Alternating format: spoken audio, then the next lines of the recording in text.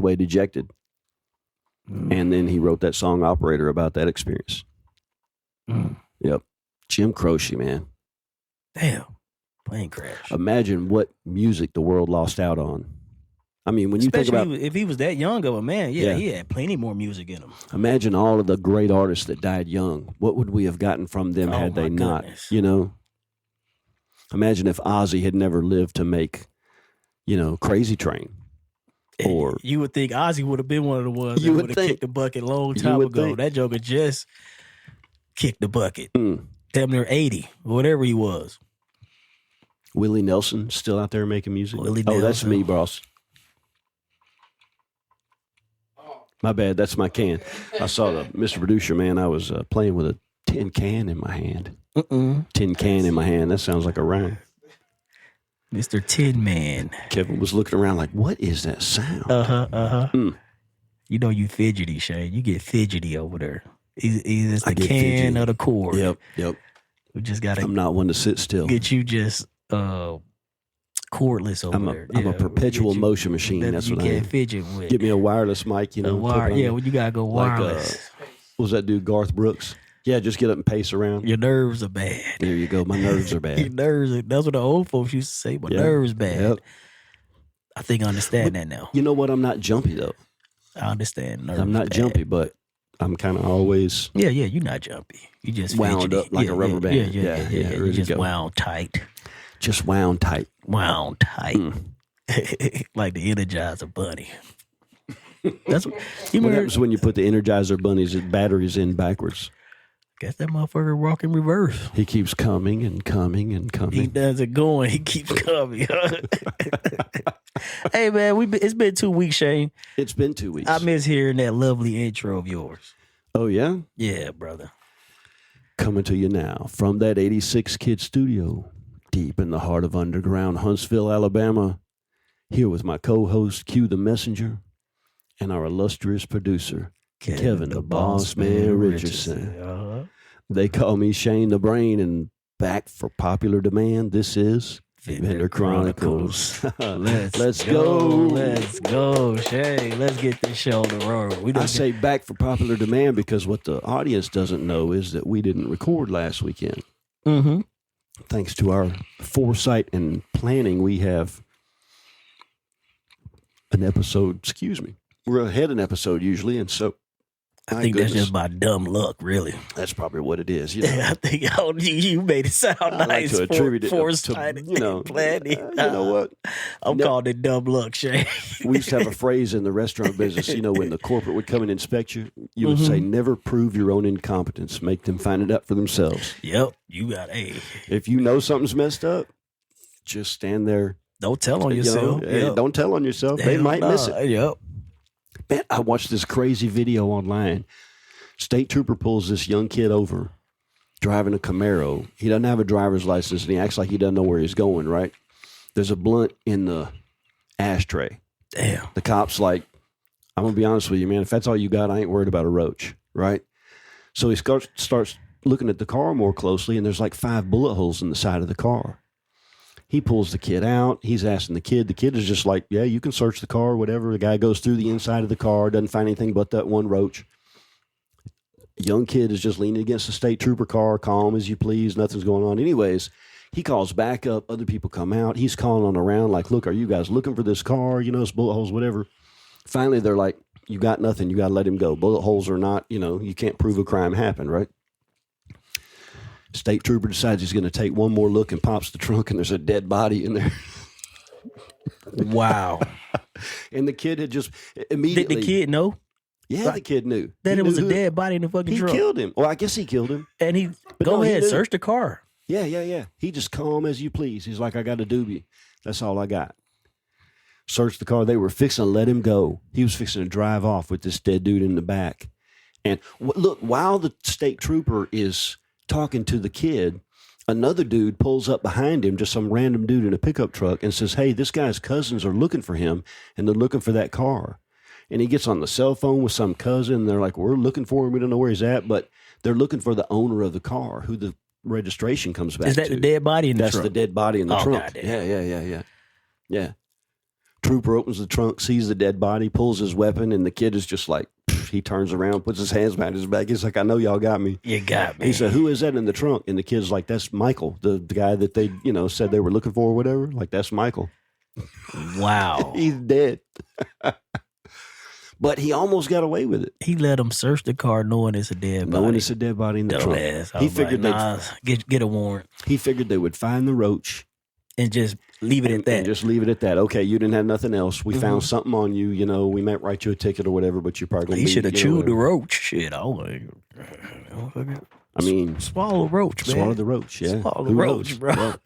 But one or another, man, the kid was cool. He played it, Swallow the roach. Yep. Swallow the roach. Maybe that'll be the name of this episode. Hey, I ain't finna get buzzed. I ain't finna get jammed up for a roach. Nope. Golly. Crazy, man. Swallow the roach. I can't imagine being a cop. As much as we talk shit about them, the ones that are really out there good, trying to do right, and they come across crazy. Good, nah, come on, man. Man, you see about damn criminal police forces all over. It was one in Mississippi. They just busted like 20 officers in like drug and child trafficking. We had the incident in what's that outside of Coleman? They had to shut down that whole police department. I remember that. That was a couple of years ago. But yeah, that was it was this year, I think. It was recent, yeah. Yeah, they had to shut down the whole deal, yeah. right down the street. They had to shut down the whole fucking police department because they all was chief of police like flee the country or something? Probably so. Who knows? It was a big thing. They all corrupt, Shane. They all known of some good cops, man. And here's the thing: if you say good cop, what about all the blind eye he's turning to be that good cop? Does make you just wonder to try about to do that. his job. So is he really a good cop because he's looking the other way? If he's looking the other way, then on his then no. own people. Yeah, so no. that's what I'm saying. Yeah. They all fucking corrupt. That's my opinion. That's a strong opinion. Do we need them? Yeah, I guess. We don't want to not have them. I think I could be all right without them. Me personally.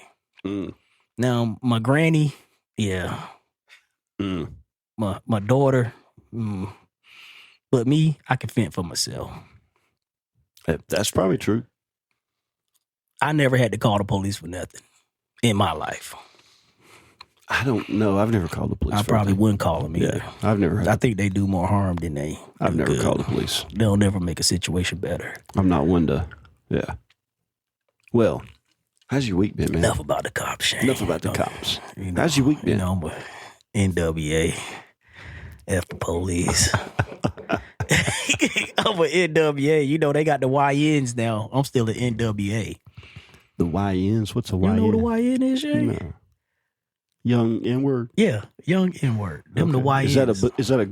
That's a term. That's a legit term. It's a term, not a group. Yeah. Okay. Yeah, the YNs. Like NWA is a group. Yeah, NWA. I fall into the NWA category. Okay. I'm You're just definitely not N young. Word with an attitude. You're definitely not young. Definitely not young. I'm what they call what they call me.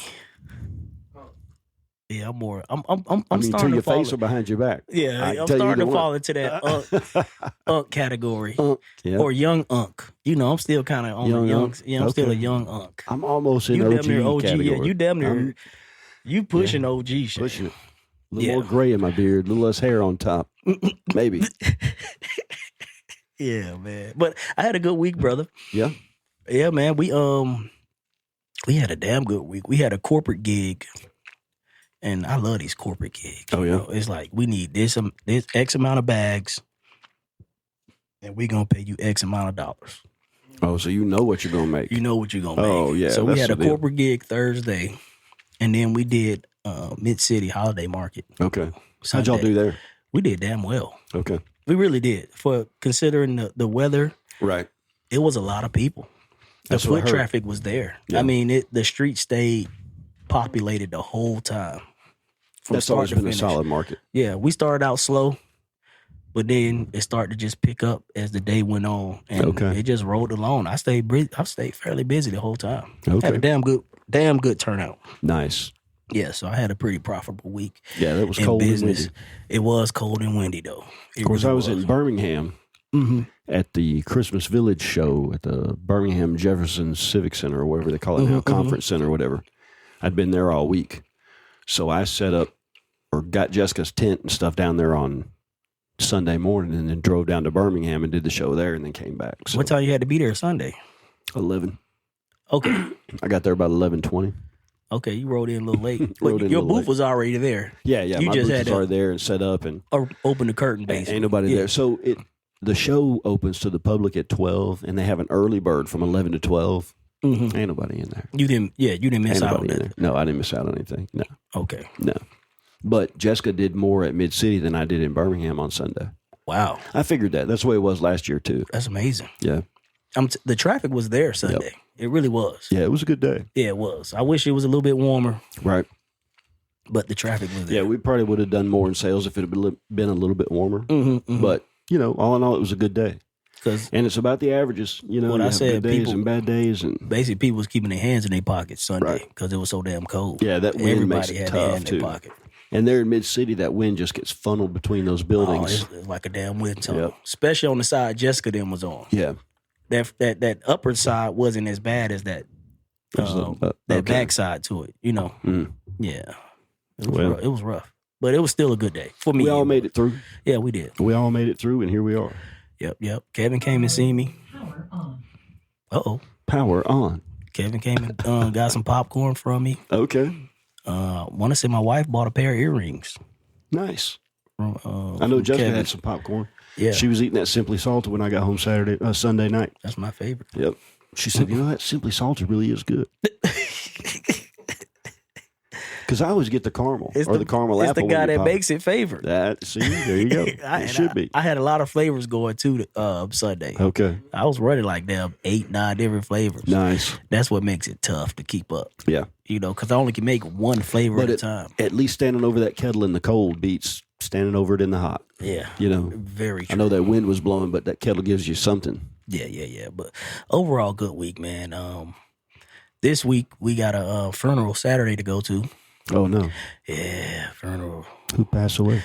One of my wife's childhood friends. Okay. They kind of grew up together. I think they met each other in the church. She called his mom. She was like a second mom to her. Mm. And he was 41 years old, just turned 41, What passed happened? away of cancer. Cancer. Had some rare form of cancer, Shane. Mm. 41 years old, been battling it for about 3 years now. Wow. And I think it just finally took its toll on him. I don't know all the details. Right. And at first I wasn't really planning on going because we got some stuff to do this weekend. You know, Right. but I just told the wife to go on and cancel those things, and I'll go on and go to the funeral. Sometimes you gotta and show support. Because Where's the funeral? it's gonna be in Atlanta.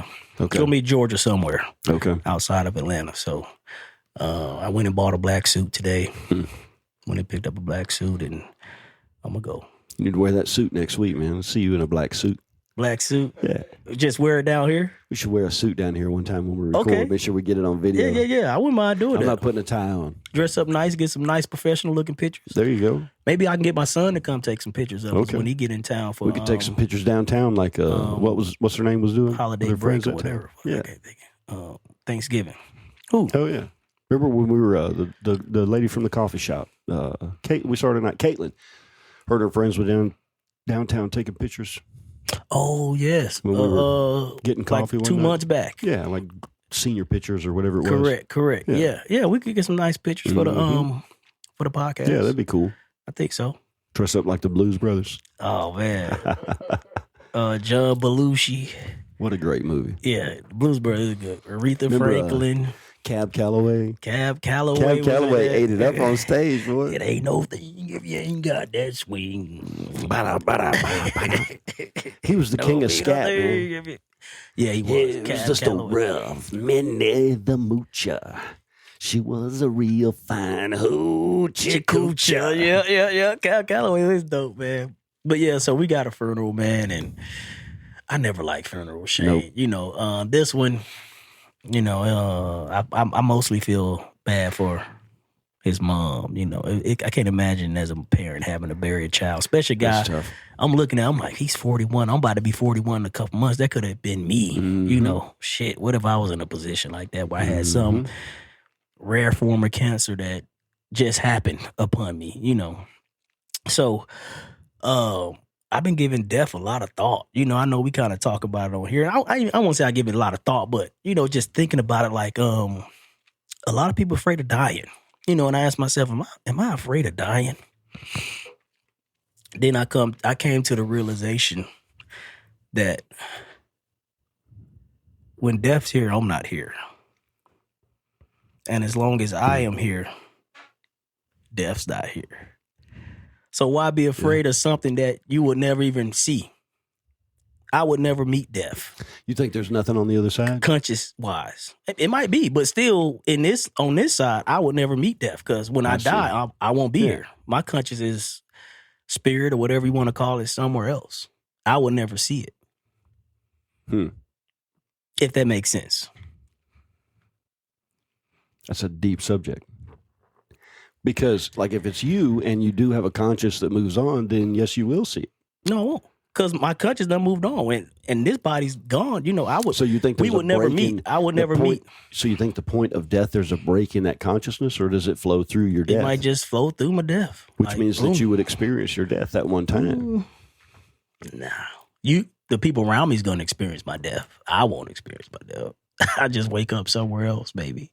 Okay, so you believe there is a break in consciousness there at the point of death. Me would be me though. I'll just be somewhere else, or I'll be energy in another form. I'll be transformed to whatever happens after death. But you don't think you'll be conscious through that transformation of like your physical body dying and you becoming a spiritual entity or whatever. You see what I'm saying? Like, you know, I see what you're saying, but you think it's probably I still won't wake up in this life dead. Like changing the channel. I won't be here on this side of the fence. But maybe your spirit just floats over your body and you see it there and you just, you know. There I am. Who knows? Damn. I mean, hell, I don't know. I don't know either. I have no clue. We go to experience it. Yeah. One day. No one never came back to I mean, I can make up some shit today, you know, and say, oh, this is what's gonna happen, but nobody knows. Man. Nobody knows. You know. And even these near-death experiences, okay, well, you saw whatever it is that you feel like you saw, but it was a near-death experience, not a death experience. You know, I was clinically dead for, 2 hours or whatever. Okay, but, you didn't stay that way. So you don't, you might have some insight, but you don't have definitive proof of what happens. No, you don't. Nobody does. Nobody does. But that's something that's a journey we all gonna have to take, Shane. No sense in fearing it is the only point I'm trying to make. Yeah, there's the fear of the unknown. Yeah, no sense. This is what we know, and whatever the next phase is, we don't know what that is, and so, is it better? Is it worse? Who knows? But you might as well go into it with your head high. You might as well. Hey, I did a good life. Well, I did something. I say good. That's all relative. Best you could. Me and my wife had this conversation a couple of days ago, and I just threw this out at her. It's just exercise in thought. Sure. And basically, I got the idea from I be thinking, Shane. It's hard when you be thinking. It's hard being a thinker. I never consider myself a thinker till the older I get. But basically, I heard this. It's a Shakespearean Hamlet quote, and it basically talks about how there's neither good or bad. It's only the way you think. So the example I gave my wife, like, okay, 100 years ago, everybody thought slavery was okay. Well, here in America, not everybody, but for the majority of the white people, it was acceptable. Let's say the white people. But as a society, even as the black people, we considered it was whatever. Normal. It was a normal thing. That's true. But today we would say that's evil, that's bad. Sure. But 100 years ago, 200 probably, but 200, it was just a way of life. It was right. We wouldn't even consider it good, So it can change day to day. Good and bad changes day to day, year to year, century to century, culture to culture. And this was a thought exercise. I was like, it's no such thing as good and bad. It's just the way people think at the time. How do you feel about that, Shane? I think there are some things that are inherently bad regardless of the times. Chomo. People was marrying 12-year-olds back then. Let's go back to 200 years ago. That was accepted behavior. That's a good point. And no one thought nothing of it. And we've done plenty of that in the modern age. You know, we think of the celebrities. We done it now. They won't even release the files. They won't even release the files. Because who knows? We protected showboats on a national level. Mm-hmm. But back, don't let me get off subject. We're following the Catholic Church. That's all we're doing. Well, so is there a good or bad, or is it just the way we think at the time? So another way to question that, or another way to ask that question would be, does popular opinion determine what's good or bad?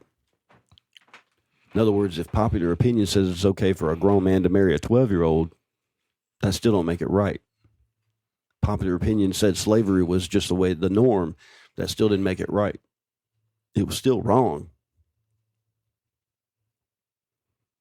It'd be wrong today. It wasn't wrong then. We didn't consider it wrong. It changes. Morality definitely changes. That's for sure. Yeah, there's no doubt about that. You ever heard the Overton Window theory? Ooh, I like the way that sounds. Though, the Overton Window come up with a damn theory. It's basically what you're saying, in that society has extremes on both sides. Call it the left and the right. Okay. Now, I don't mean that, not in the political term of conservative versus liberal, but just, two extremes. Let's say, all right, let's take an easy example. A tire on the beach. Okay. 100 years ago, men and women were covered from knees to neck, sometimes even long sleeves. And even that sometimes was considered scandalous. And then people started wearing shorter shorts. I remember when I was a kid, there was a product called Nair for hair removal. Y'all know what that is? Yeah. And the commercial would be like, if you dare wear short shorts, Nair for short. And you see people in shorts that today wouldn't even be considered short. But at that time, that was considered short shorts, and you're showing a lot of leg. The point like of the Daisy Dukes. Yeah, the point of the Overton Window theory is that there's a place, there's a certain defined area between these two extremes, and that area moves from one side to the other based on popular opinion. Now you go to the beach, and it's not uncommon to see a thong. There's plenty of butt cheeks out. Tong. And but you don't even think twice about it. You go to a girls' athletic event of almost any kind, track and field, swimming, diving, whatever. You see teenage girls wearing, these little volleyball shorts that even 20 years ago would have been just scandalous. I'm talking about scandalous. I still feel a little scandalous about it now, quite frankly, when they're underage especially. So, but there's a window of popular opinion that now accepts things like, less dress on the beach, or, butt cheeks hanging out at a public festival or whatever it is. Whereas even 20, 30 years ago, that would have been considered very taboo. And so, how far can that Overton Window slide? Overton Window. Yep. Like a slide, a sliding scale. It's like a sliding scale, yeah. And at one point, that scale included slavery, and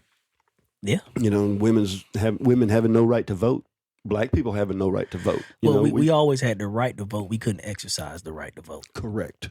Yeah, we never not had the right to vote. But if we would have showed up at that damn poll, we probably would have got our damn head knocked off. Yeah, we were prevented from accessing that right. That's a good way to put that. The voting right of the 60s made it illegal for us to be, let's say, threatened when we showed up. Denied to the your right to vote. Correct. Yeah. We never not had the right to vote once we got freed. Correct. But let your ass would have went down there to that poll. you would have got your ass kicked. Yep. I mean, plain and simple. It is funny now how I made it illegal for you to whoop my ass when I show up at the poll. There was a time when it was considered normal for two men to fight it out in a duel to the death. I wonder what would happen now if, like, say, me and you decided to do that. Would they charge you for murder? Like, say, I think so, yeah. We wrote up a contract. If you kill me, it's perfectly fine. If I kill you, it's perfectly fine. Whatever happened. I don't know. Legally. That's an interesting question. There are some places where you can legally fight it out. You declare mutual combat. Mutual fucking combat. Fuck you. No, fuck you. Mutual combat. We fight, and whatever happens, happens. Okay, we fight it out. But I don't think that extends to weapons. I don't know. And if you killed the other one, I don't know. What happened? If we agreed. It's contractual. We agreed. Seems like we should have the right to do such, right? If I want to fight it to the death, fight it to the death. I can get in a MMA ring and beat the shit out of somebody, or get the shit beaten out of me, and that's okay. You know, or a boxing ring or whatever it might be. They got some big contracts. Yeah, they getting paid to do it. Getting paid to do it. I don't know. I bet it's lawful if we agree to kill one another. I don't know, man.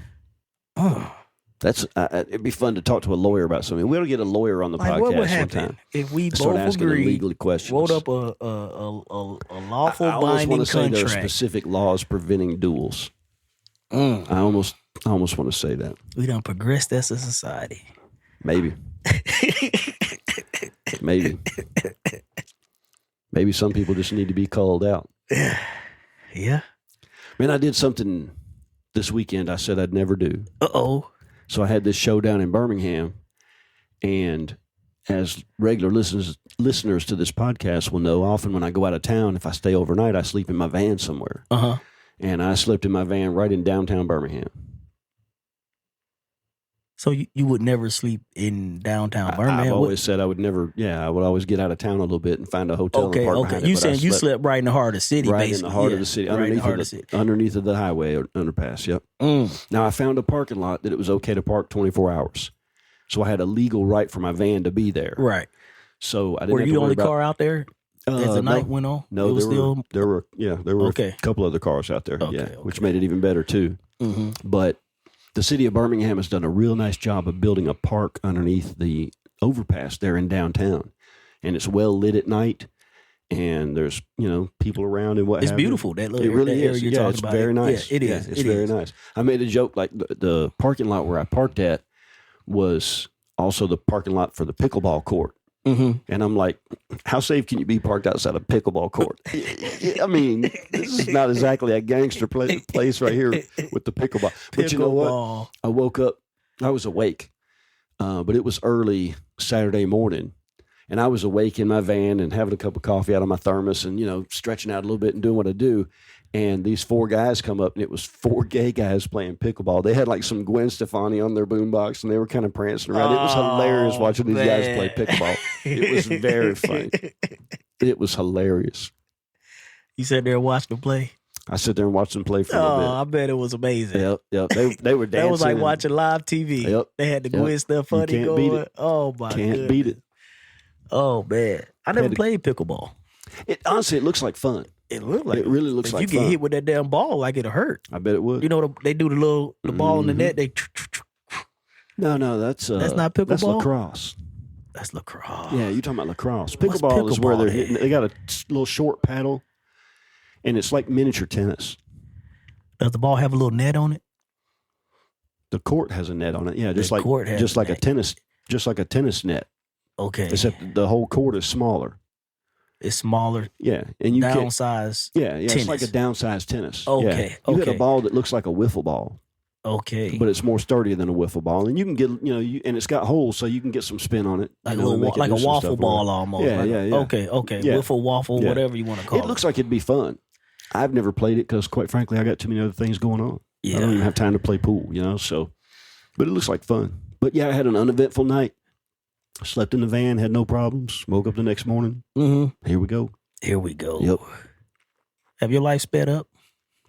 Has my life sped up? Yeah. Has your life sped up?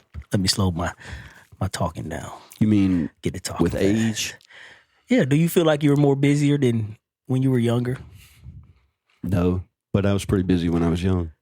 Yeah. I've always stayed pretty busy. So you think it's been even keel about the same? Yeah, I think so. Okay. And time doesn't feel... Has time sped up then? No. For you personally. Do you feel like life is going by faster the older you get, like you're getting closer and closer? Like, are your 50s going by quicker than your 40s? No, I don't think so. If anything, probably slower because I'm more aware now. I'm much more aware of my surroundings and my life as it goes. I told a story before we came on this podcast, and I'll tell it again for the podcast. Okay. But I was working in my shop this afternoon, It was about 4:30. I try and leave about 5. I'm like, I got about 30 minutes, take a real quick shower. I'll get on downtown. About 4:30, I hear a little knock on the door to the garage. And I go to the door and I open it a crack, and Madeline, my little girl, is standing there with a silly little grin on her face. And she says, Daddy, you want to come play with me? And when she does that, she puts her little hands on her chest, when she says me, like, you want to come play with me? With a big old smile. And there was a time when I would have said, I don't have time. But as an older person, I said, you know what? Yes, I do. And I went inside with her. We were inside for about maybe 5 minutes. She goes to the front door. She says, Daddy, we go outside? I said, yep, let's go get shoes and socks. We did that. We go outside, got the leaf blower out, blew all the leaves in the front yard up into a big old pile. And we ran through them and played, and I got some cool pictures, and we wrestled and tumbled in the leaves and laughed and giggled and had about 45 minutes. I left later than I would have meant to leave and got downtown later than I meant to get down here, and I don't regret it. Because I knew in the moment, the difference now in my younger self is that as I'm playing in the leaves, I knew I was making a memory. And I was conscious to make sure that got imprinted in my mind so that someday when all I've got left is my memories, that I'll have that one. That's amazing. It'll be there. So from that respect, I feel like that time is slower. But boy, I wish I could get back some of those younger years when I didn't know that. You don't know what you don't know. Don't know what you don't know. You didn't know. There's a song by a rock super band, Rush. You guys have heard of Rush? Yeah.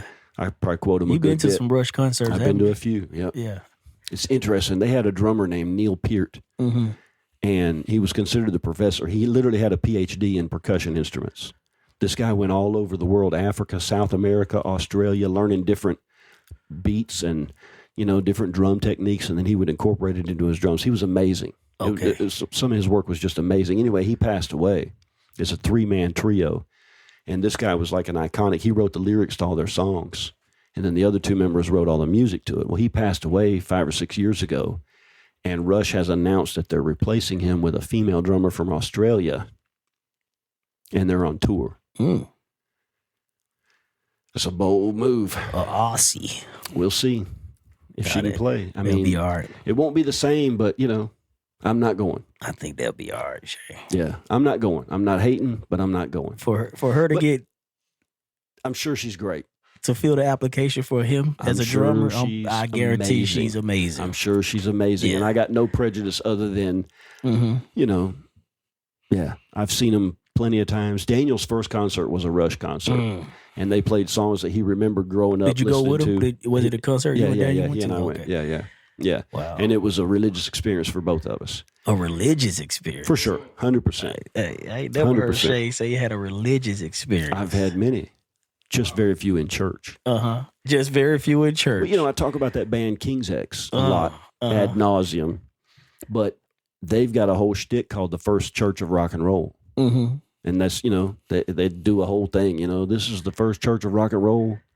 We are your pastors up here, and they introduce the band, and then he points the microphones out at the crowd, and you are the King's X Choir. And then they'll play a song that everybody knows. Usually it's a song called Goldilocks, and everybody knows it. And they turn the microphones around, and they dim the lights on the stage, and Jerry, the guitarist, keeps like a real light, the drummer keeps a real light drum beat in the background, and the whole crowd in unison like you're at church sings Goldilocks. I can't believe summer's almost here. I made it through another year, even if alone. But there's no tears in my eyes. Life is still full of surprise. I'm not looking for a one-night stand. I can sing every note, lyric by lyric. Yeah. But stand. Now is he talking about a woman, one-night stand with a woman, or what is he talking about? In life, like what is he? It's up to your interpretation. Yeah, but interpreting. It's a fact that he's not talking about a woman because he's gay. Okay, the lead singer. But is he even in that case? Is he talking about a man then in that situation? I think so. Probably. I think he's talking about a love interest. Yeah, a love interest. Yeah. He was raised in a traditional church environment where being gay was, you go straight to hell for that. And the band King's X originally was signed on a Christian label. And when they found out he was gay, they kicked him off. The label said, screw you. And they had to go figure out a way to do their own thing. and they persevered and they came through. But he kept his, once that kind of thing started happening, he really kept his homosexuality a secret. Oh. You know, he didn't talk about it. It was, you know, if you were a fan or whatever, you didn't hear. You're talking 30 years ago, 20 years ago, it was probably rough to come out. It probably was, yeah. You know, I mean, and this is something new, societal for us, you know, of the openly gayness. He hid it his whole life. He would never have a relationship with anybody. He just, you know, was celibate. You know, that's a tough way to go. And as he's gotten older, he's, you know, so yeah, he was probably talking about a man. But, you know, when you're in a room with 500 people and you're all singing the same song together, I don't give a damn if that song is Mary Had a Little Lamb. If that doesn't move you. It does. You know, if that doesn't move you, 500 people singing the same damn song, and you look around and you go, you know, whoever this is next to me, I don't know them. But somewhere they listen to this song enough times that they know the lyrics just like I do. So I'll tell you another funny story about that. Jessica and I went to see these guys in Atlanta one time, and we've been part of this King's X choir thing a couple of times, you know, so we knew the deal. As we're milling around before the show, we have a beer with this guy. I didn't know who he was, but we strike up a conversation. He says, yeah, you know that Goldilocks thing where they turn the microphones down and don't really play yet? Mm-hmm. He said that came from a show here in Atlanta where halfway through that song, the power went out. And the audience just picked it up and started singing it a cappella, and they were so moved that now they turn everything down and let the audience sing it. So I'm like, wow, that's a cool story, right? As they go to play Goldilocks, Doug tells the same damn story that I just heard from this guy. And he makes eye contact with me all across the crowd. And I'm like, fuck yeah, I didn't even know that story. And you told it to me. And now he's just standing up there telling the exact same story. And then they launched into that song. Yeah. That's a religious experience. Wow. Amazing. Without a doubt. King's X. King's X. What's the lead singer? Doug Pinnick. And he's the homosexual. He is. The gay guy. Right. And then there's Jerry Gaskell. Okay. He looks like the guy that lives next door to you in the subdivision. Mm-hmm. He plays guitar and shreds it. I'm talking about rips. He's every bit as good as Eddie Van Halen. Next door. And he looks like the guy driving the minivan next door. Smiles like it. And you got Jerry Gaskell in the drums, and he looks like the crackhead that you saw in the corner. Oh, man. He's skinny as hell. He does his face really weird when he plays, and they're incredible. So, it's funny, speaking of like gay guys, right? That'll be the title. Speaking of gay guys. I don't know. I'm not as elegant as you, Shane. I'm sorry. I got these damn straightforward ways of just saying stuff. But years ago, I was talking to this young guy, and he was struggling with his sexuality. You know, and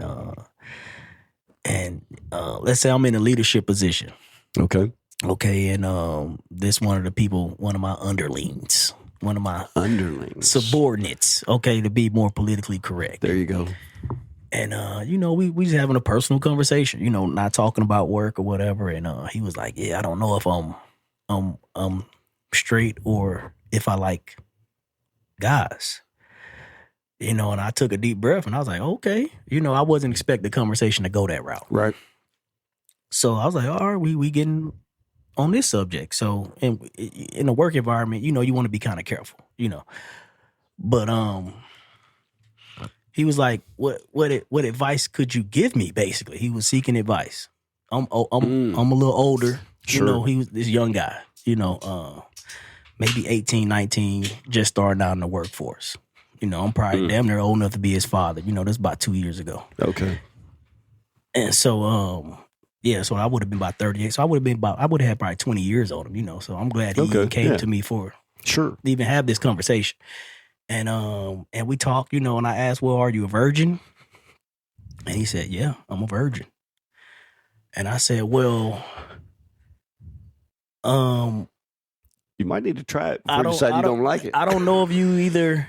I was like, this would be the determining factor to know if you're gay or not, basically. And I'm paraphrase how the conversation went. Basically, like, I don't think you'll know you gay until you get a dick in your ass or you get a shot of ass.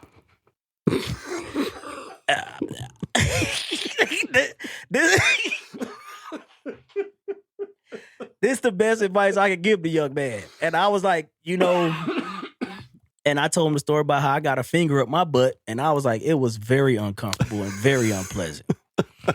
And I can't imagine something bigger going up my butt. So, and he looked at me kind of dumbfounded. He was like, you know what? You're right, though. You know, okay, if you can imagine that it might be okay, you might be gay. Like, I'm like you, I can never imagine. Shane, I got a finger up my butt, and it was horrible. This happened almost 15, 20 years ago, and I still damn got PTSD from that finger. Well, and I'm like, I done been with women, and I know what I like, right. And I know that's pleasurable to me. Right. The other way around just don't work. And I was like, until you try both, don't make your decision, basically. I didn't need to try both to make a decision. That's all I'm saying. But he's on the fence with it. You never been on the fence with it. It never occurred to me that might be. So this was the advice I gave him, you know, and I hope that advice rang true to him, and I hope it helped him. Hey, live your life. Live your life. Yeah, live your life. If you want to be gay, but you still a virgin. You haven't had sex with man or woman. Yeah, how do you know? How do you know? You never had, I say, you won't know until you get a dick up your ass. I don't need to know that bad. Shit, I damn sure don't gotta know. A finger was good enough for me. I'm getting to that age where I gotta start getting those regular checks, and I'm dreading it. You ever had a colonoscopy? No, I hope at that point they just stick a camera up there, like a little pencil camera. They do, yeah. You're asleep though. Don't put a finger up my butt. Oh, even better. Yeah. You're asleep. You don't even know. Because now I don't gotta fight it. You go to sleep. You wake up. Yeah. I'm and sorry. I don't know how big the probe is, but it has a camera and it has a retrieval deal. So it's got to be, like if they find a polyp, it's got a thing on the end that'll clip off and suck it right back up. I'm good to go. But they take a picture of it because you will see it. You will sit down across from the proctologist and he will hand you pictures of the inside of your colon. Mm-hmm. Yep. And they looked at me and said, those two right there would have been cancer if you hadn't had them taken out. And I'm due for another one. Yeah. So I got the worst part of a colonoscopy is when you're in that hospital gown with nothing underneath of it, and there's somebody behind you putting gloves on with a tube of lube, and they say, Mr. Knox, I need you to turn on your side and draw your knees up to your chest. And you're like, God dang, y'all couldn't wait till I'm asleep. Please wait till I'm asleep. Yep. I think hopefully I can relax. Draw your knees up to your chest. I got to do it. You know what I did? That's what hurt me, not relaxing. Yeah. You know what I did? I just mentally prepared for the fact that this is going to be the most undignified thing in my life. And, but there's like 5 or 6 people standing around, and you finna draw your knees up to your chest. Life or death, or just having to be humiliated for a couple minutes. Fuck it, I take the humiliation. Yep. That's what I did too. Take a deep breath and take it like a man, boy. Take it like a man. Damn. But there's no physical. Even after I woke up, there's no physical discomfort. It was no big deal. I was physically discomfort. Yeah. Because I squozed. Squozed? I don't know if that's the right word. He was like, relax. And I was like, the harder he pushed, the harder I squozed. Take a deep breath and take it like a man. Take it like a man. I take a deep breath and try to. Man, I told you I was going to tell a story and I forgot what it was. Have my wife prepare me. I don't know. Prepare me, baby. That's a tough job right there. That's a tough job. You got to take one for the team. Prepare me, honey. I gotta get this procedure. That's a tough one, man. I'm sorry, Shay, but hey, if you gay, you gay, man. Live your life. I mean, live your life. Yeah, it's not hurting me. What you do in your bedrooms? What you do in your bedroom? That's less competition. Hey. If you're single, that's just less competition for you. We support gays over here. That's what you want to do. Not too much. Not too much, but hey, if that's what you want to do, hey. I support live and let live. Live and let live. It's none of my business. That's more like it. Yeah, it's none of my damn business. Mind your own business. Hey. Stay in your lane. Yep. Or you just going to go with a story? I'm sorry. I can't remember the story now. Oh, shit, I told you I was going to tell a story. I said, wait, I'll tell it on the podcast. Oh, about the time somebody ran over my motorcycle in a parking lot. Yes. I was working for Cracker Barrel.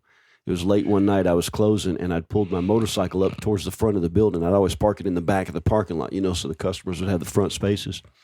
And I pulled it right up towards the front and left it against the curb. Well, this woman came and got takeout, and when she backed up, she backed into my motorcycle and knocked it over. broke some of the fairings and, scratched up or whatever it was.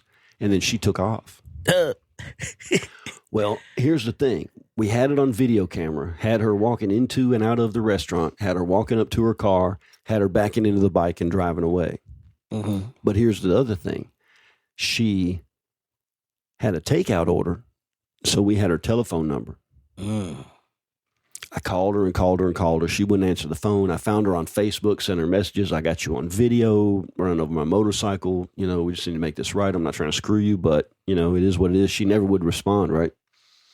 So I talked to the front cashiers at the Cracker Barrel when I was working there and said, hey, listen, look for this woman. I still remember her name. I won't say it on the podcast, but I call her ass. Anyway, she came back in. She placed another takeout order. Oh, she was bold. And she came back in, and when she did, I was working, and the cashier up there was working. And so I held her order in the kitchen and called the cops.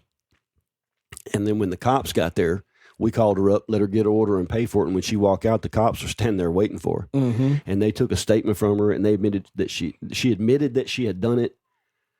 I stood outside on the porch and watched the whole thing. Obviously, I didn't get involved. The cops are there, but they took a full report. She admitted that she'd done it, whatever. I don't even remember what her excuse was for driving off. And so they got her insurance information. Yeah, I was saying just a ticket and they get her insurance. Well, here's the thing. I could have gotten her maybe even arrested or a ticket. If I wanted to press charges, it would have been harder for me to file the insurance. Mm-hmm. I'm like, I just want my money. I'm not trying to, I could give a less, what happens to this bitch? I just want my money. So anyways, but she never would answer anything. And then when the insurance company got involved, she wouldn't respond to her own insurance company. But I hit them with the police report, and they were like, Mr. Knox, I don't know what to do here because we can't get our client to respond to us. We believe you, but we got to have proof. And I'm like, well, how about video and a police report? And they're like, you got a police report and you got her on video doing the whole thing? I said, yeah. Yep. I sent all that stuff over to them, and they cut me a check. They sent an adjuster over to the house to look at the bike, and he wrote it all up, and I came out like a fat rat on it. I ended up buying some custom parts and some new grips and some new pegs, and I did all the work myself. And I would have been happy if she would have just paid for the parts. But once she was like that, I'm like, no, I'm gonna, whatever. I got like $2,300, and it probably cost me, with me doing the work, it probably cost me like $700 to fix the problems, the actual problems.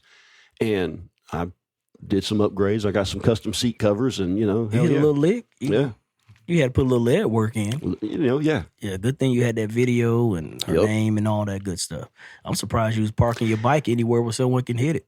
Well, usually it was off in another place where, it wasn't going to be. And like I said, I just pulled it up there close so that when I came out at, 11:30 or whatever, it would be right there. And I could keep an eye on it. And where I parked it, I knew there was a camera coverage. Thank goodness. So, yeah. But what got me about it was she had insurance. It wasn't like she didn't have insurance, and she all she had to do was be like, you know what, my bad. That's why I got insurance. Here we go. And she just, like she was just being an ass. Was she an old lady? No, she was younger than me. Probably early 30s, mid 30s, probably. Damn. Fat white lady. Fat white ladies, man. Fat white lady. They're the worst. Fat white lady. They're the worst. You got Karens and then you got fat Karens. Fat Karens are always the worst. They're always the worst. Walk around with a sense of entitlement. Yep. 350 pounds. I'm beautiful just like I am. No, you're not. You're fat. We ain't talking about thick. I think we need to start calling people out on their fatness. Calling them out on their fatness. Hopefully, with the whole snap hang up, we might start seeing a lot thinner. People might start getting a little thinner. I think they came to an agreement. I know a federal judge ordered the Trump administration to issue SNAP payments for November. Really? Yeah. I didn't hear about that. But I'm pretty sure that not the government opening, just issuing SNAP benefits. That came first, but I'm pretty sure yesterday they came up with a plan to open the government back up. How you feel about that, Shane, the whole SNAP situation? We talked about it a lot with Cynthia 2 weeks ago. I listened to that today. We kind of touched on it. Yeah, we did. Here it is. I'm of two minds. Okay. Number one is we need to help people. Can't be double-minded, though. Not two-faced. I say double-minded, Well, maybe double-minded. You going to be double-minded on this situation? I think there's two sides of the story. I think as a society, we need to help people who need a hand up. But I think we got a lot of people who have just been, mooching on the dole. But, people, okay, so Why do we have 43 million Americans on public assistance? That seems like way too much. And we talked about. I don't know the answers to it, Shane. I don't either. We talked a lot about that last week or 2 weeks ago with Cynthia, in that, there's a lot of programs, Medicaid or Medicare, Medicaid and Medicare. Mm-hmm. Are those worthwhile programs? Absolutely. 100%. How many people have a baby paid for by Medicaid and then they have 2 more babies paid for by Medicaid? It's like, okay, how many second chances do you get? We paid for the first one. Maybe, now you should be mature enough to... You got to look at the big picture with that, I think. But you got to look at all the value the baby's going to add to the society overall. And you got to make that initial payment up front, but... Regardless of the irresponsibility of the parent, the 45, child deserves 50 years of... the best way to go. Labor out of it. Yeah. So... But, I don't know the answer. I do know that shouldn't no kid go to bed hungry. I agree. In America. I would be for a national stipend. We talked about it a little bit 2 weeks ago, but I would be for a national stipend for every child. Everybody gets WIC. Regardless. If you got a child, up until the time they're however old, they get WIC. That's a program that, I can and like I said, get behind. when we got WIC, it was limited. We couldn't buy crab legs and shrimp on our WIC. You got a voucher that said what you can get. You can get 2 gallons of milk, rice, a block of cheese, rice, beans. You get what I'm saying? It wasn't just a EBT card or food stamp card. Open-ended, yeah. With $1,000 on it. I could just go buy whatever. It's not a gravy train. You're not living high on the hog, but you have what you need to feed yourself. The kids, yes. And it's not meant to provide all of the food. It's a supplement. It's a help out. And I don't have a problem with us doing that. I'm not for universal basic income, but I have no problem for a food stipend for children. I think we could figure out a way to make that happen. I know it is a lot of people taking advantage of the system. It is. It is people buying. How can I word it? So you seeing a lot of business like nail techs and hair salons are struggling with this whole food stamp situation because now people got to spend their money on food and not getting my nails and my hair and whatever situation may be. Like those businesses are struggling. You be like, why are those businesses struggling? Yeah. Because now I'm buying food and I'm not.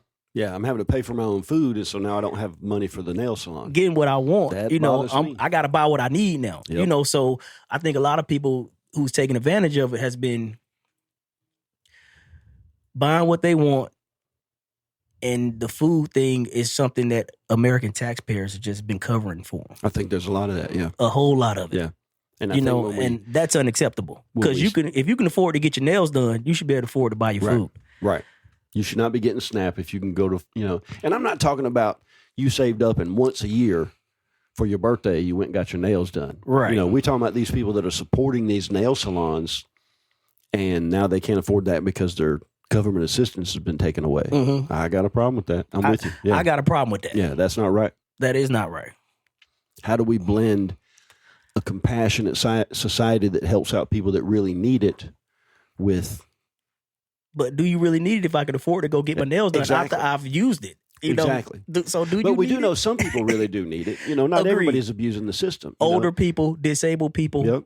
Or there are young people who are, really struggling. That might be the difference. And if you're younger, starting out, I need some help. You had a kid, okay. We can make whatever moral decision we want to about, your family situation, but yeah. Individually, how do you do that on an individual level? That's from tough. a whole nation, so I think it has to be a lot of generalizations when it comes to it, unless you fit to hire a whole new department just to right. And when you keep up with when you have those generalizations, some people fall between the cracks. Some people will fall between the cracks. Some people are also able to take advantage. And some people will take advantage. You've got both sides of that street. And, I think that, I don't know. Fuck, I don't know. You know what? One thing I don't think that it's necessarily bad for some things to have a stigma. What you mean? We want to say we've got an egalitarian society. Okay, well, you're on, government assistance or whatever. Well, you can't help it. It's not your, okay, but the goal should be to get you off of that. And if the people around you, they're like, okay, I understand you got to do what you got to do, but you need to be working towards getting off of that. Not, well, you deserve that and you should just have, the government should pay for your food because you can't. It should be like, no, you need to get off of that. What if they put a time frame on for like able bodies? Like, we finna give you a year.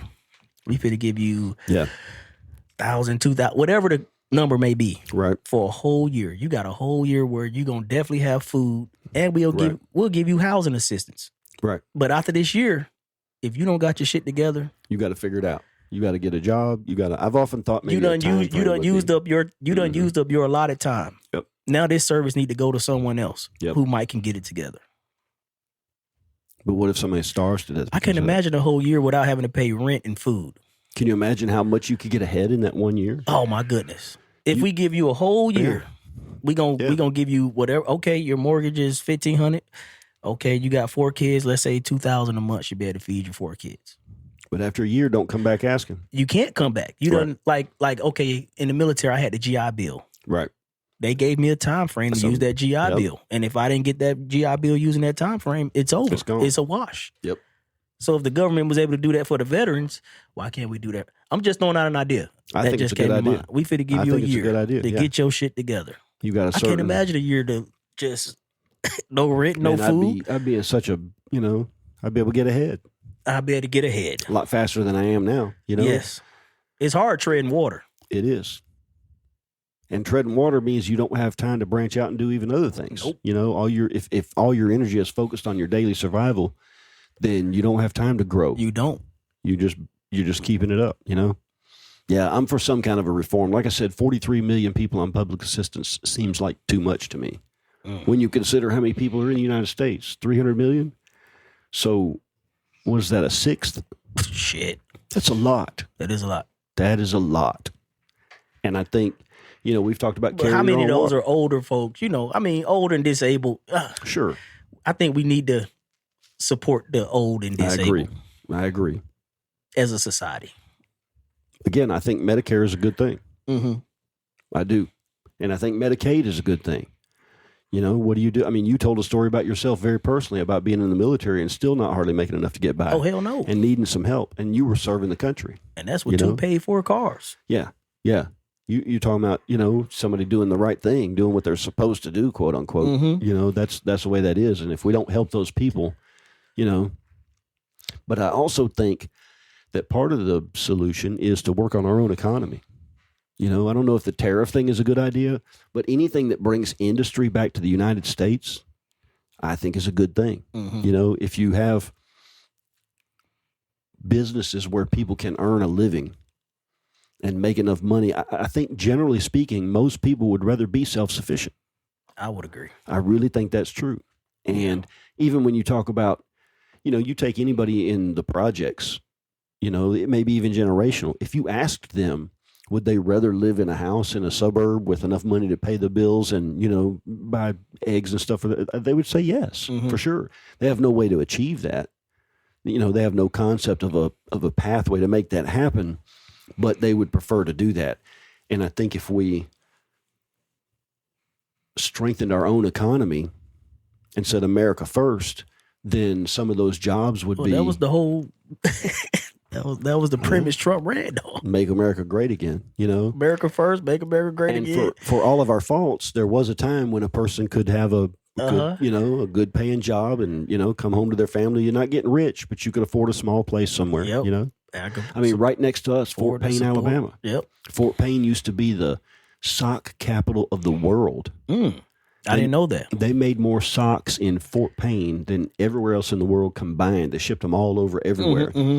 All those jobs now are gone, and Fort Payne is almost a ghost town, and they shipped those jobs to Indonesia. This has been like 25 years ago. It's cheaper to documentaries about that. Pay them to make the socks and ship them back. Yep. It's cheaper. And all those people now, you go through Fort Payne, and we've been sold out by corporations. Fort Payne still has a Confederate statue on its courthouse lawn. Mm-hmm. Do with that as you will. The South shall rise again. Whatever. I think you got plenty of that up there. The South shall rise again. I think if we bring that industry back, then I think that solves some of the problem. Poverty, I think, creates so many of the problems that we have. Yeah. And the way we're doing it now, we're making people dependent on the government, and then that becomes generational. And it's hard to get out of poverty. It's hard to get out of poverty, Yeah, especially when you have a poverty mindset. it is. But I don't know what the solution is. I don't do know. also think there's always going to be a segment of people that just aren't going to figure it out. You got a year. You got a year. If you can't, You got if you a can't fucking get year. it done in a year, then there's only so much allotted. It's going to have to go to the next person. I don't know how many kids that Yep. fuck. You had a year. Kids become ward of the state. I don't know. Which, I mean, that's horrible too. But That's horrible too. it has to be limits to it though. There That's has to all. be It limits. has to be limits. And It can't be unlimited. Any limit you put on it is going to be, it's going to be hard for somebody. Yes, it is. It's going to be hard for somebody. And, I think sometimes we got to have some tough love. Hey, And I think a lot of these kids that supposedly might go hungry, once their parents realize they're going to have to do something, I think a lot of them will probably step up and do it. They might put the big I boy think bridge and there's- step I think up. there's a lot of them that will. I think a lot of times it's like, okay, well, if I don't have to, why should I? Maybe you give them that year, and within that year, they have to do like a weekly training and coaching session on like financial management. Sure. You got a year. This is how much money you should be able to save. We can set goals. You Right. got a job, even if it's minimum wage, you should Right. still be able to save X amount of dollars. I mean, even at minimum You wage, know, if you don't have any bills. if you don't have no bills, Yep. well, they say the richest guy is the man with no bills. Mm-hmm. I can't imagine not having no bills. And then there comes a point, when JFK was president, Fuck. one of his cornerstone speeches, ask not what your country should do for you, but what you should do for your country. And now it seems like the prevalent attitude is ask not what you can do for your country, but what your country owes you. What my country owes me. And I just think that, if you're on a tug of war, everybody on the rope got to be pulling. Mm-hmm. If it's one person not pulling, you're all going in the mud. Everybody's got to be pulling towards your way. And if you live in America, it's not xenophobic to say America first. It's not xenophobic to say bring the jobs back. Listen, I feel for the people all over the world, but I feel for my neighbors more. I feel for my neighbor. I feel for the next generation coming up a whole lot more than I do for the people in China. If I can help you, that's fine, but I first got to help myself. Right. What's that they say when an airplane is going down?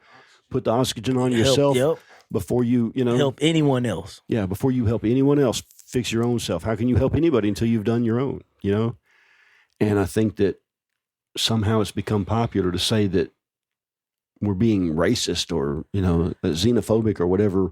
I don't think saying America's first is racist. I don't think so either. I think we all could get behind it. I think we all did get behind it.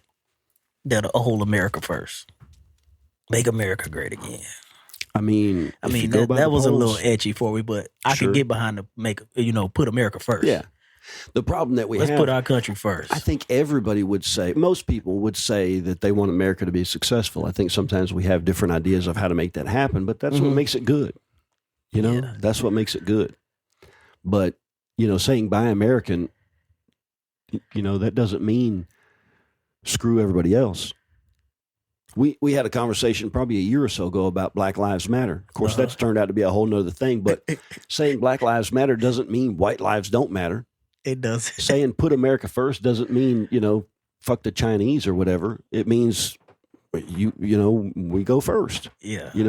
Feeding my And kids. I would expect the same from you. I would expect the same from you. The Chinese man go first. You need to do what's best, and best believe they do. But let's believe they China do. is most definitely looking at China. Damn sure straight. Funny how when you look at the Olympics, if you look at, say, gymnastics, the Chinese team, all Chinese. The Korean team, all Korean. The Russian team, all Korean. The American team, black, white, hodgepodge. Chinese. We got Melting everybody. pot. We got everybody. up And we there. probably got some people on loan to other countries because that's where they're from. 100% we do all the time. And so, Yeah, I'm American, but my parents were Nigerian or my that's right. parents Or were I have dual citizenship. Sweet, yes. I'm going to run for. I'm going to go represent and that country. Not only do we have that here, but we allow that to happen No problem. with no restrictions or whatever. No. That's your choice. Yep. Freedom, man. I'll take it. I'll take it. And when you want to compare us to other countries, Mr. Producer Man has talked about some of the prevalent attitudes in Nepal. It's a Nepalese. Am I saying that correctly? The Nepalese people are going to come first in Nepal. Yep.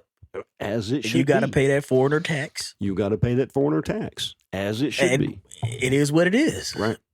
I pay the foreigner tax. I'm a foreigner in your That's country. not xenophobia. That's I pay the foreigner we don't tax. put ours first. And I think that if we would do some more of that, I think it's coming though, man. What I if do. we done that shit here?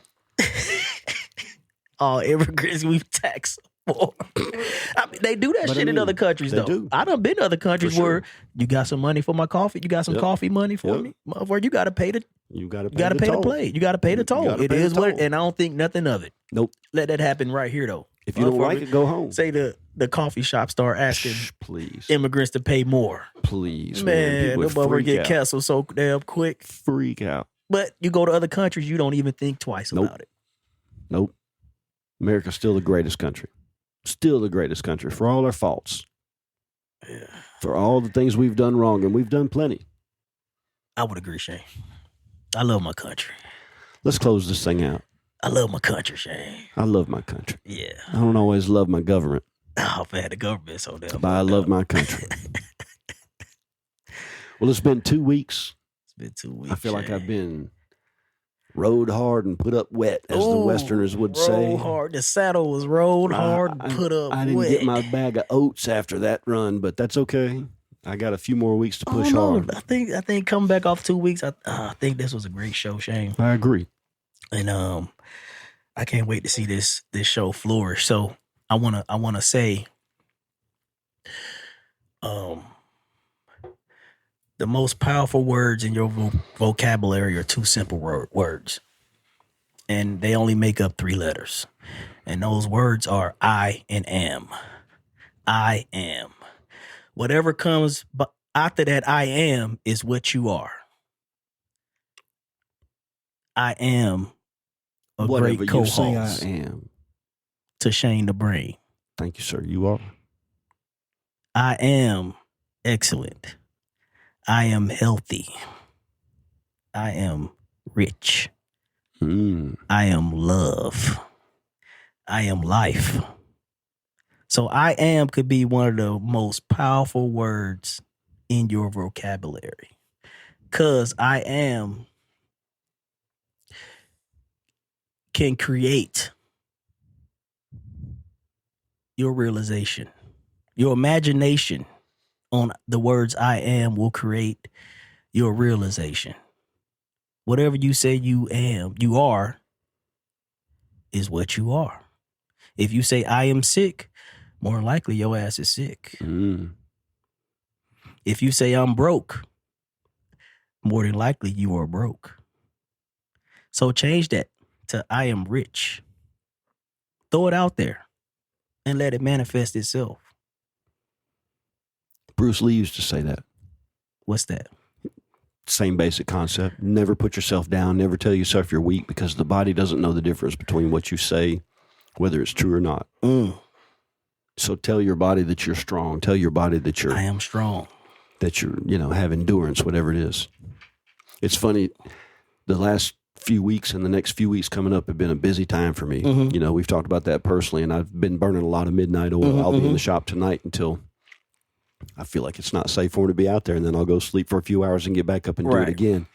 And there's an acquaintance of mine. I don't know if you've met him, and I can't remember his name, but he started a small clothing line, and his slogan that he puts on all of his clothing is, "You will not outwork me." And there's been some of those late nights, boy, when I hadn't had much sleep and trying to push a little bit further and get a lot more done, and I just let that go through my head. You will not outwork me.